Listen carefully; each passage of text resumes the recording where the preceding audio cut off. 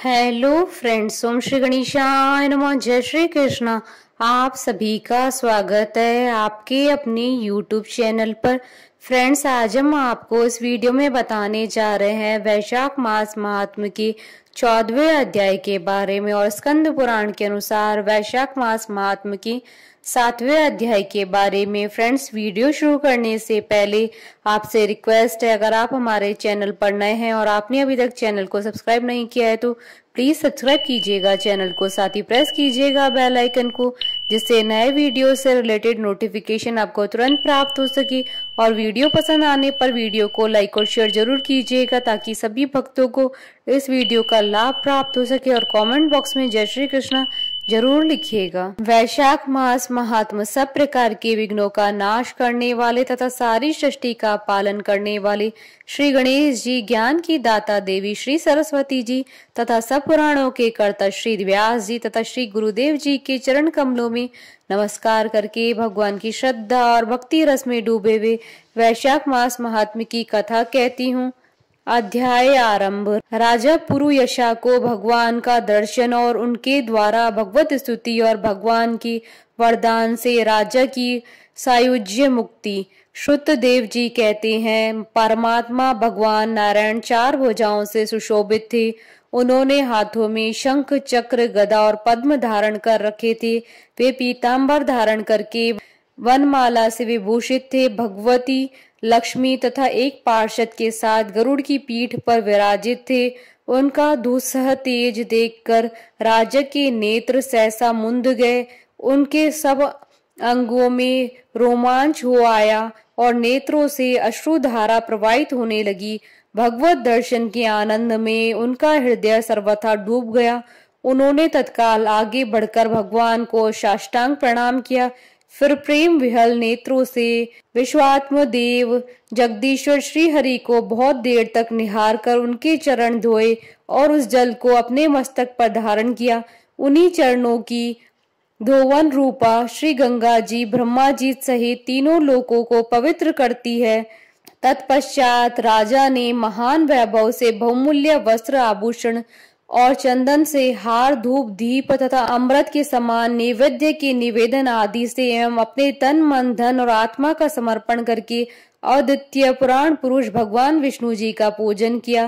पूजा के बाद इस प्रकार स्तुति की, जो निर्गुण, निरंजन एवं प्रजापतियों के भी अधीश्वर हैं, ब्रह्मा आदि संपूर्ण देवता जिनकी वंदना करते हैं, उन परम पुरुष भगवान श्री हरि को मैं प्रणाम करता हूँ। शरणागतों की पाप राशि का नाश करने वाले आपके चरणारविंदों को परिपक्व योग वाले योगियों ने जो अपने हृदय में धारण किया है, यह उनके लिए बड़े सौभाग्य की बात है।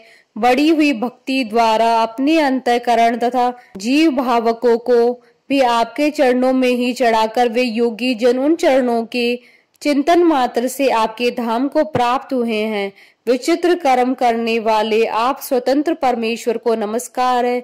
साधु पुरुषों पर अनुग्रह करने वाले आप परमात्मा को प्रणाम है। प्रभु, आपकी माया से मोहित होकर मैं स्त्री और धन रूपी विषयों में ही भटकता रहा हूँ।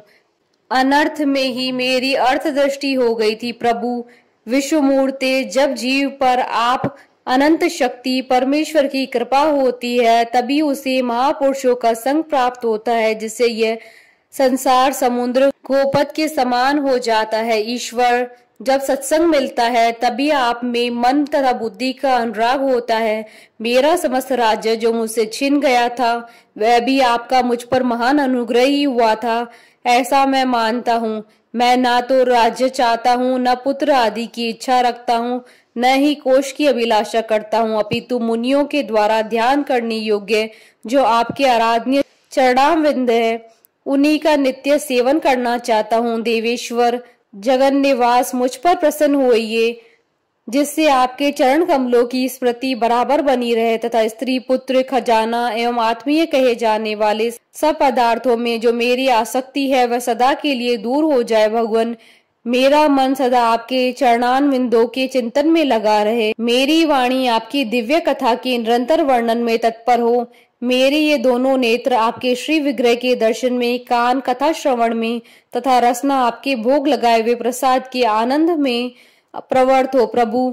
मेरी नासिका आपके चरण कमलों की तथा आपके भक्तजनों के गंध विलेपन आदि की सुगंध लेने में, दोनों हाथ आपके मंदिर में झाड़ू देने आदि की सेवा में, दोनों पैर आपके तीर्थ और कथा स्नान की यात्रा करने में तथा मस्तक निरंतर आपको प्रणाम करने में संलग्न रहे।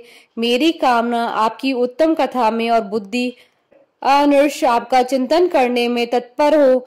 मेरे घर पर पधारे हुए मुनि योगों द्वारा आपकी उत्तम कथा का वर्णन तथा आपकी महिमा का गान होता रहे और इसी में मेरे दिन बीते। विष्णु एक क्षण तथा आधे पल के लिए भी ऐसा प्रसंग न उपस्थित हो जो आपकी चर्चा से रहित हो। हरे, मैं परमेष्टि ब्रह्मा का पद, भूतल का चक्रवर्ती राजा और मोक्ष भी नहीं चाहता हूँ, केवल आपके चरणों की निरंतर सेवा करना चाहता हूँ, जिसके लिए लक्ष्मी जी तथा ब्रह्मा शंकर आदि देवता भी सदा प्रार्थना किया करते हैं।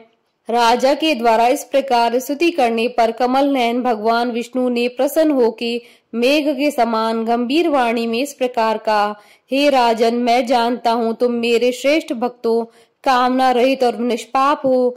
नरेश्वर, मुझ में तुम्हारी दृढ़ भक्ति हो और अंत में तुम मेरा सायुज्य प्राप्त करो। तुम्हारे द्वारा किए हुए इस स्तोत्रों से इस पृथ्वी पर जो लोग स्तुति करेंगे उनके ऊपर संतुष्ट हूँ मैं, उन्हें भोग और मोक्ष प्रदान करूंगा। यह अक्षय तृतीया इस पृथ्वी पर प्रसिद्ध होगी, जिसमें भोग और मोक्ष प्रदान करने वाला मैं तुम्हारे ऊपर प्रसन्न हुआ। जो मनुष्य इस तिथि को किसी भी बहाने से अथवा स्वभाव से ही स्नान दान आदि क्रियाएं करते हैं, वे मेरे अविनाशी पद को प्राप्त होते हैं। जो मनुष्य पितरों के उद्देश्य से अक्षय तृतीया को श्राद्ध करते हैं, उनका किया हुआ वह श्राद्ध अक्षय होता है।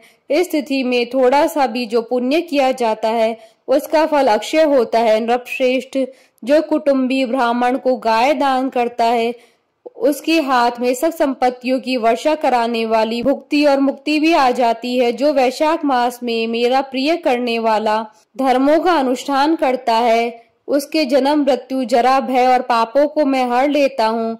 अनघ, यह वैशाख मास मेरे चरण चिंतन की ही भांति ऐसे सहस्त्रों पापों को हर लेता है जिनके लिए शास्त्रों में कोई प्रायश्चित नहीं मिलता है। राजा को यह वरदान देकर देवादिदेव भगवान जनार्दन सबके देखते देखते ही वहीं अंतर ध्यान हो गए। तदंतर राजा पुरुयशा सदा भगवान में ही मन लगाए हुए उन्हीं की सेवा में तत्पर रहकर इस पृथ्वी पर पालन करने लगा।